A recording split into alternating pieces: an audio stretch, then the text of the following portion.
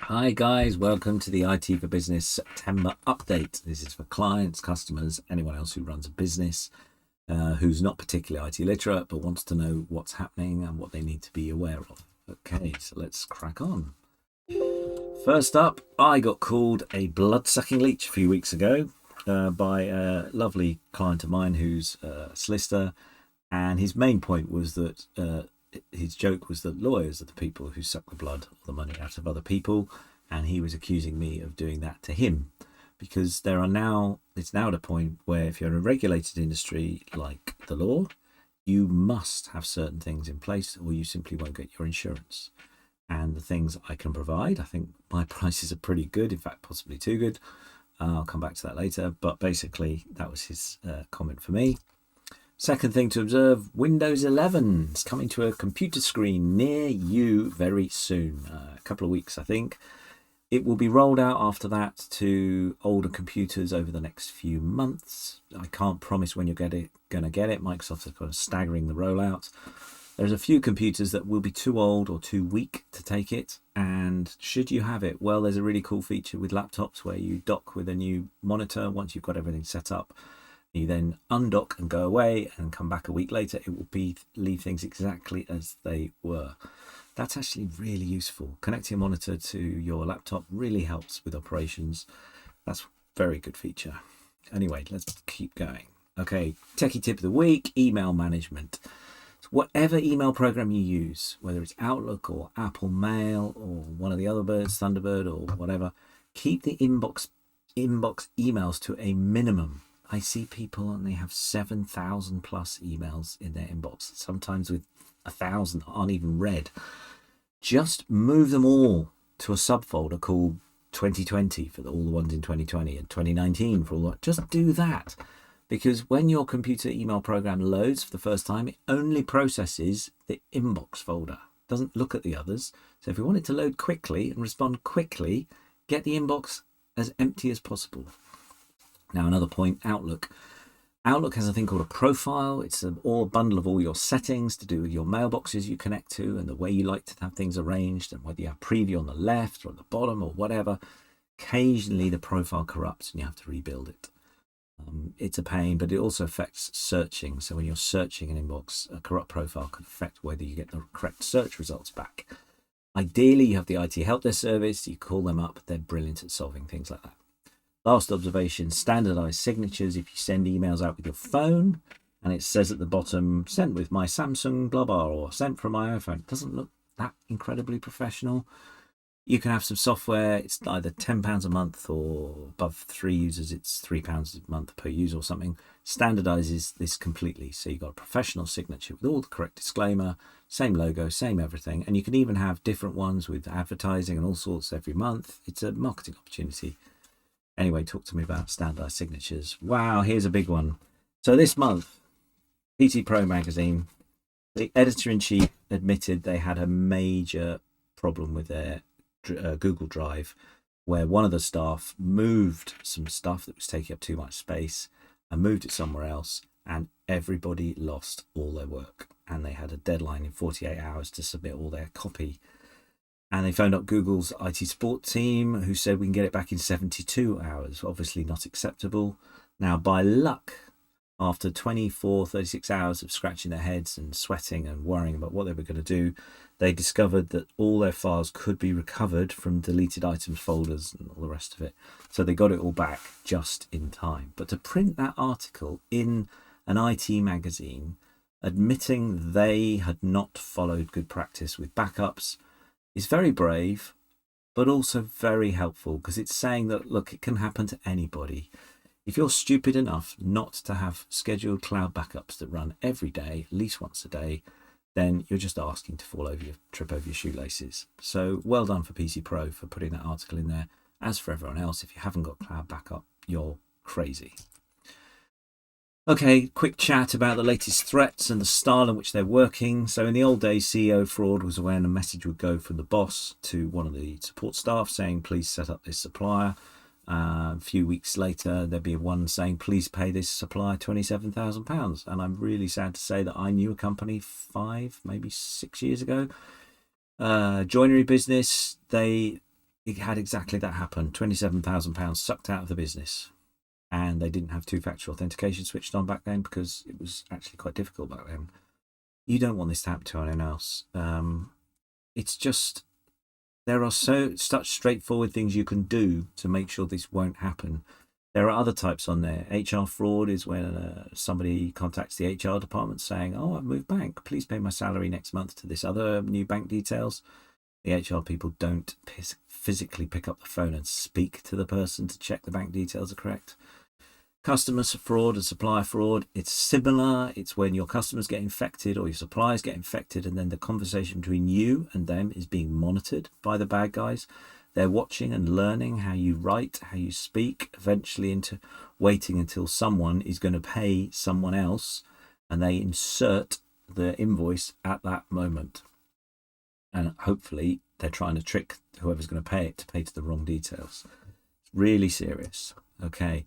How is the IT industry responding? Well, lots of new intelligent monitoring systems are coming out which look for unusual behavior. I've now got 3 that are available. The top 2 are very new. They're watching for inbox rules being created and various things, and they'll evolve and respond to whatever comes out in the next 6 months as the latest attack. But monitoring is the new thing.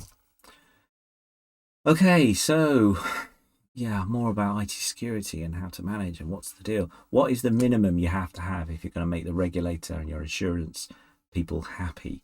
You've got your managed antivirus or anti-malware. You've got your managed anti-phishing. That's stuff on your machine that stops you clicking on a link and going off to the wrong bad place. And you've got managed patching. Your Windows needs patching. Your Apple Mac software needs patching. Your browser needs patching. No one talks about that much. Your actual browser is riddled with problems. So that has to be patched all the time. Then you've got to have your email cleaning. So before it arrives in your inbox, it's gone to somewhere else, which checks whether it's okay or not before it lets it through. We talked about proper backups already. Staff training constantly. Like 2 years ago, I did a survey, 18 months ago, I did a survey. 25% of all the end users that I support fell for the phishing trap. It was embarrassing. Well, alarming. Anyway, the number has dropped, but even after all this time with phishing simulations and people still being told to be mindful, there's still at least 10% who are failing month on month.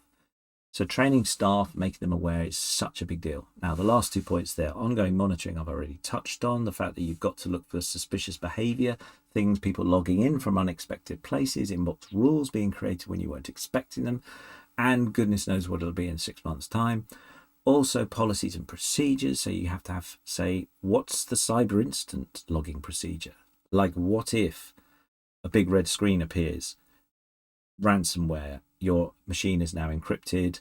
Please pay £4,000 worth in Bitcoin to this address. What if that happens?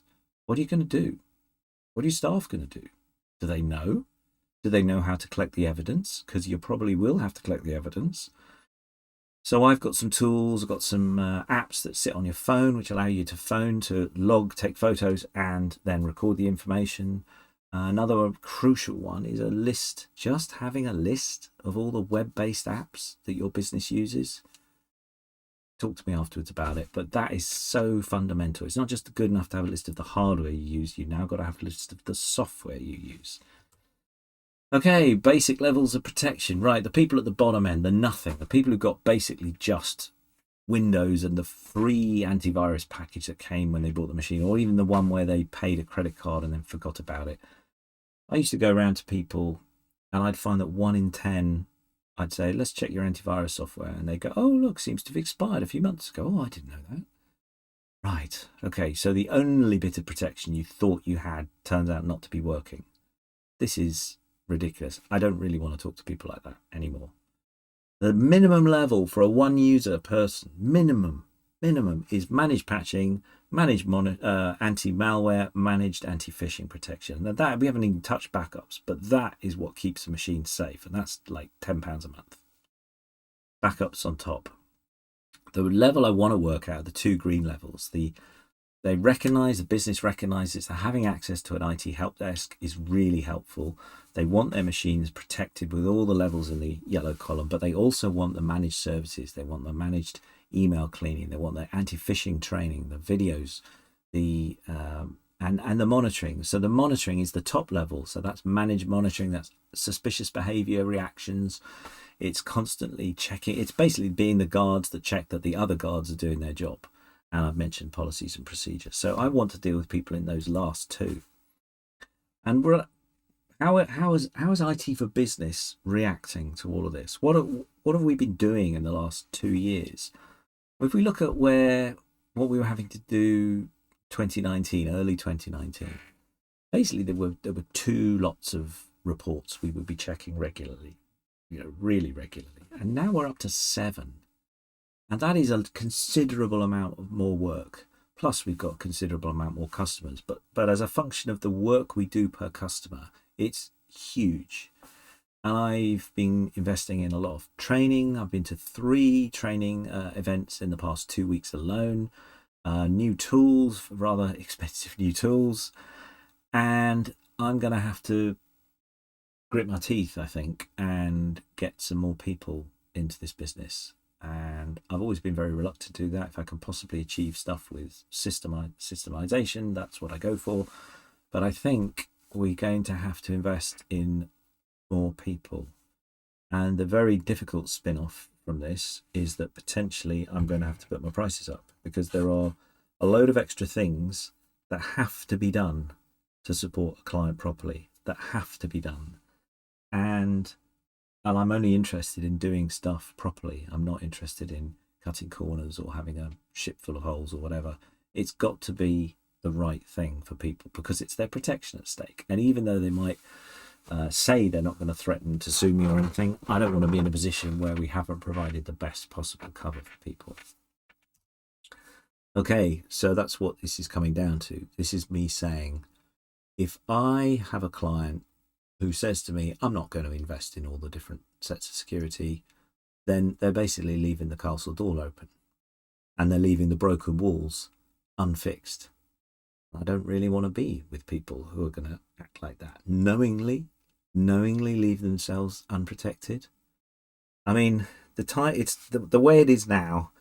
It's a bit like the chief abbot at Lindisfarne in about 790 saying to the monks, look lads, I know you came here for a bit of peace and quiet and you want to get on with your own things, but I've just had wind that there's some pretty nasty people coming from over the sea. We need to get ourselves ready. We need to get our defences up to the standard they need to be up to. You guys are going to have to get a lot of training involved in how to use a sword and a shield. And we need to be prepared, because it's going to get bad. And now I'm talking to you all, dear customers. You all need to do better than what happened in 793, when Lindisfarne was overrun by Vikings, because that was the end of it. You guys need to get your act together. You need to swallow the fact that the landscape has changed in business. You need this protection. And I'm happy to help work with you to get it in place. But I'm not happy to leave the castle door open, or your castle door open. So that's it this week. Bit doom and gloom, bit of an ultimatum. But that's pretty much the way things are in the world of IT in September 2021. Come back to me with any questions. Hopefully speak to all of you very soon. Thanks.